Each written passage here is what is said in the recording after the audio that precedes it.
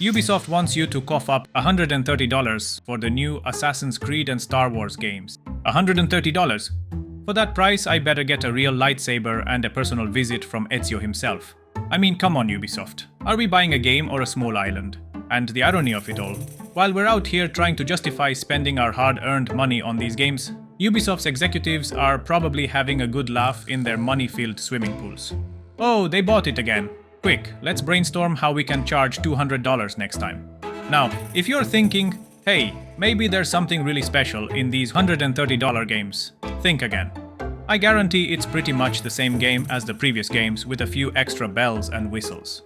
Ubisoft is basically saying, here's the same meal, but we added a cherry on top. That'll be $130, please. This is crazy. Now, if you start saying it's inflation, let's not forget that back in the old days, games used to be $60 to $70 because we got the game on a CD or DVD. The price was high because you had a physical game in your hands, and the game companies had to invest a lot into making that CD. Now everything is digital. Where is that money going? Especially when we just see the same repetitive game with different skins. Just look at the like and dislikes of the trailer for the Assassin's Creed Shadows. 290,000 likes and 762,000 dislikes. I wonder why. Why is the disconnect between gamers and developers only getting worse? They're like, no, you'll love what we give you, trust us. How can we trust them when they literally are saying gamers need to get comfortable with not owning their games? Many people, myself included, feel that when they pay for something, they should own it outright. However, the shift towards subscription-based models in gaming is driven by corporate greed.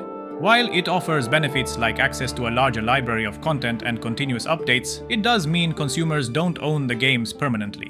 While they are trying to simulate services like Netflix and Spotify, I personally think this will be their downfall. Games are fundamentally different than movies or songs. With subscription services, the perceived value can diminish if players feel they are paying continuously without accumulating ownership. This might lead to dissatisfaction, especially if the available game library does not justify the recurring cost. And if a game really is good and gamers want to play it for a long period of time, why buy the subscription when you can buy the full game, especially for single-player titles? The gaming market is already crowded with various subscription services. Players may experience subscription fatigue, being unwilling to pay for multiple services simultaneously that can lead to a fragmented user base. Just look at the Ubisoft market over the past 5 years. The first year since they announced the subscription, they stayed relatively the same, but over the next years, they keep going down. Not all gamers are interested in a broad library of games.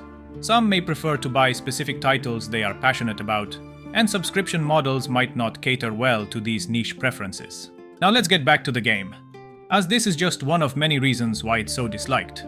Firstly, I don't care if one of the main characters is African, but I do care about having immersion. Guards in Assassin's Creed Shadows be like, "Excuse me, suspicious black stranger. Have you seen the only 6'5" black guy in Japan who just killed this person?" And Yasuke be like, "Sorry, I haven't." how could they even call this Assassin's Creed? Again, I don't mind that he is black. As long as we get a good story and good gameplay, the game might have success. But the premise of this tall man in the middle of feudal Japan completely breaks immersion. But let's move on to the main problem with the game, and this comment of this Japanese person perfectly describes the other hundreds of comments I've read. As a Japanese person, I'd like to explain the main reasons why this game is being criticized. 1. The protagonist being black is not the issue. Japanese audiences have not criticized works like Netflix's Yasuke or Afro Samurai. As evident in numerous anime featuring protagonists with diverse appearances, Japanese viewers don't typically judge a work primarily based on a character's physical features like hair or skin color. 2. The main criticism stems from the developers implying historical accuracy where there is none. There's no historical evidence supporting Yasuke as a legendary samurai, and it's debatable whether he was a samurai at all. Yet the developers seem to present this as fact. Had they clearly labeled it as fiction from the start, this wouldn't have been an issue. 3. The second major concern is the apparent lack of respect for Japanese culture. Even from the trailer and concept art, there are numerous obvious errors in the depiction of scenery, architecture, kanji usage, and cultural manners.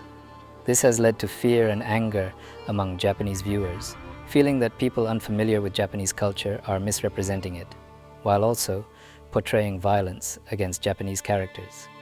This is the main reason why people are mad about the game. But let's not forget the original Assassin's Creed games. They have always had fictional elements to them. To a point, we even fought gods. This is nothing new to these games. I mean, even in the first games we have this dialogue. Some of the stuff I'm seeing in the Animus, sometimes it seems wrong. Untrue, like the history is off somehow. It doesn't what, Mr. Miles? Match up with what you read on an online encyclopedia? What your high school history teacher taught you? Let me ask you something. Do these supposed experts have access to secret knowledge kept hidden from the rest of us? There are books, letters, documents, all sorts of source material from back then. Some of it seems to contradict what the Animus is showing me. Anyone can write a book, and they can put whatever they want on its pages. Anything. Used to be, we thought the world was flat. Some people still do. Yes, and they publish books about it. Or that the moon landing was a hoax. I believe there's also a book claims the world was created in 7 days. A bestseller, too. Where's this going, Doc? The point, I suppose, is that you shouldn't trust everything you hear, everything you read. What's that your ancestors said? Nothing is true. Everything is permitted. Yes, exactly. It's part of what makes the Animus so spectacular. There's no room for misinterpretation. There's always room. Touché, Mr. Miles. But even with these fictional changes, the games were never out of place. It never felt that this doesn't belong there, mostly because they were adding fictional characters or scenes that were respecting the culture and folklore of those places. Yasuke, on the other side, completely breaks the immersion of feudal Japan. He really doesn't feel like he earns his place as a legendary samurai. And what is even the point of having a giant overpowered man that can break and crush everything in the game? I know that there are 2 characters, but it feels like everyone will play Yasuke to easily beat the game, to pass through every combat, and his only weakness will literally be a wall. Like, he's probably too big and heavy to climb the wall, so we have to switch to the other character. Having Yasuke feels like a cheat. It feels safe. It feels like the game will be very easy, and he can pass every obstacle, except maybe a wall. It baffles me how the developers or whoever was in charge of this thought that was a good idea. Now, the game is not out yet. It might turn out to be a good game in the end. But what about all the numerous obvious errors in depiction of scenery, architecture, kanji usage, and culture found throughout the trailers? Like, for example, they are plagiarizing Zoro's sword from One Piece and passing it off as Yasuke's sword. The wrong kanji characters and crest found on the Yasuke statue and box. The use of hip-hop music in a feudal Japan setting.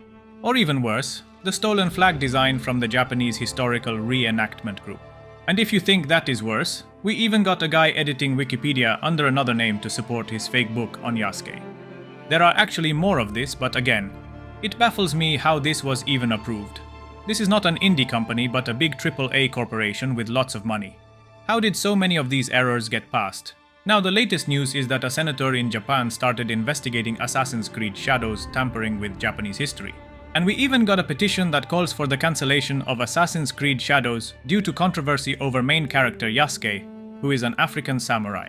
I doubt the petition will have any more impact to change the direction of the game, but if the game comes out, and it's the same repetitive nonsense that the previous games had, expect an avalanche of bad reviews and widespread disappointment. The story might get a pass, but let's be real. Games live and die by their gameplay. Gamers stick around for snazzy mechanics and thrilling combat. If this game turns out to be a cakewalk on repeat, Ubisoft might as well start investing in umbrellas for all the incoming shade. Wait, you can pet dogs? I changed my mind. If you give me an option to pet a cat, I'll give this a 10 out of 10. If you liked this video, consider subscribing, and if you have any questions, leave them in the comments. I will also leave all the links to all the sources in the video description.